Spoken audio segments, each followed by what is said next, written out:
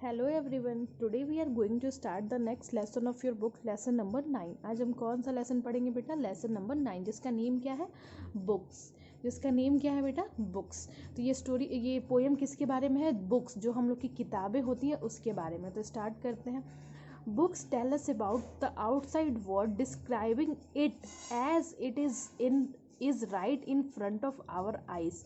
मतलब इसमें बोल रहा है कि बुक्स मतलब ऐसा होता है, बुक्स हमें वो चीज़ दिखाती हैं, बाहर की वो चीज़ें दिखाती हैं और ऐसे दिखाती हैं जैसे लगता है कि वो चीज़ बिल्कुल हमारे साथ हो रही हैं। बाहर जो हम कभी चीज़ें देख नहीं सकते, वो भी चीज़ों को ऐसे दिखाती हैं जैसे वो हमारे आँखों के सामने हो रहा है। They open a whole new world to us. वे हमारे सामने एक बहुत ही बड़ा नया वर्ड खड़ा कर देती हैं। तो स्टार्ट करते हैं पोएम।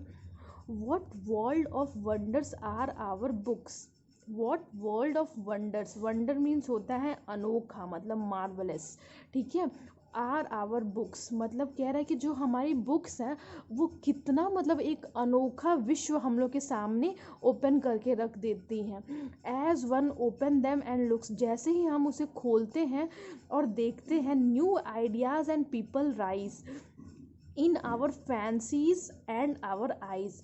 जैसे ही हम बुक्स को खोलते हैं, बोल रहे हैं कि ये जो बुक्स हैं वो कितना ही मतलब एकदम अनोखी चीज़ों से भरा है, मार्वलस चीज़ों से उसका विश्व है, मतलब वर्ल्ड, इतनी सारी उसमें मार्वलस चीज़ें हैं। जैसे ही हम उसको खोलते हैं, उसको देखते हैं, न्यू आइडियाज़ और नए पीपल हमारे जो इमेजिनेशन वर्ड है उसमें आ जाते हैं, बिल्कुल हमारे आंखों के सामने वो चीज़ होने लगती है। The room we sit in melts away. Melts means होता है disappear gradually. The room we sit in melts away and we find ourselves at play with someone who before the end may become your chosen friend। बोलते कि जिस room में हम बैठ के, जैसे आप लोग पढ़ते होगे कोई स्टोरी या पोएम सुनते हो तो ऐसा लगता होगा कि आपकी चीज़ों एकदम आपके सामने हो रहा है। तो वही बोल रहा है कि जिस रूम में हम बैठ के पढ़ते हैं उसमें से हम धीरे धीरे मेल्ट्स, मतलब मेल्ट्स में होता है डिसअपियर ग्रेजुअली, मतलब धीरे धीरे हम वहाँ से गायब होने लगते हैं, ऐसा फील होने लगता है। और हम खुद को कहाँ पाते हैं, ऐसा लगता है कि हम भी खेल रहे हैं उस पोएम में, जैसे जैसे हो रहा है खेल रहे हैं विथ समवन, किसके साथ? बिफोर द एंड, जो उस पोएम में सबसे लास्ट के पहले है उसी के साथ खेल रहे हैं और वो हमारा क्या हो गया है? एक फ्रेंड बन चुका है। और we sail along the page. Sail मतलब ऐसे नाविक, और जैसे जैसे हम पेज पलटते हैं, मतलब ऐसे एक पेज से दूसरे पेज पे जाते हैं, टू सम अदर लैंड और एज, ऐसा लगता है कि हम दूसरे किसी जगह पे जा रहे हैं और दूसरी हमारी, मतलब हम दूसरी ही जगह जा रहे हैं, दूसरी हम और बड़े हो गए, हमारा एज ही चेंज हो गया।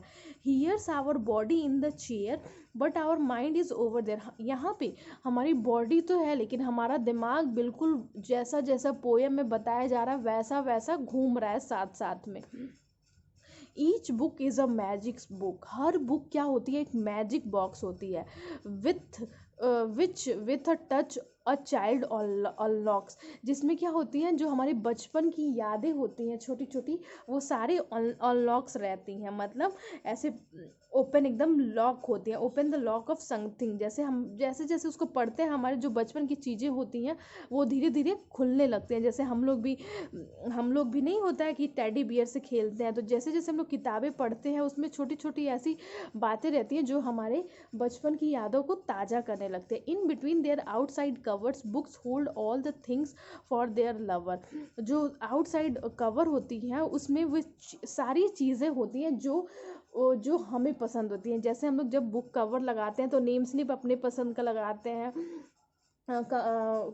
कवर अपने पसंद का लगाते हैं। तो वही बोल रहा है कि जो बुक का कवर होता है वो हमें जो भी चीज़ें पसंद होती हैं हम उस पर लगाते हैं, ठीक है।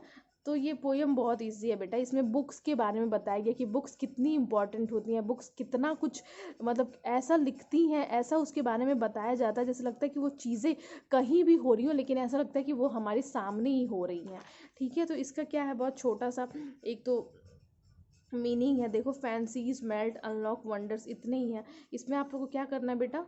पोएम लिख लेना है 8 लाइन, क्वेश्चन आंसर मैं अपलोड कर दूँगी, ठीक है। Thank you.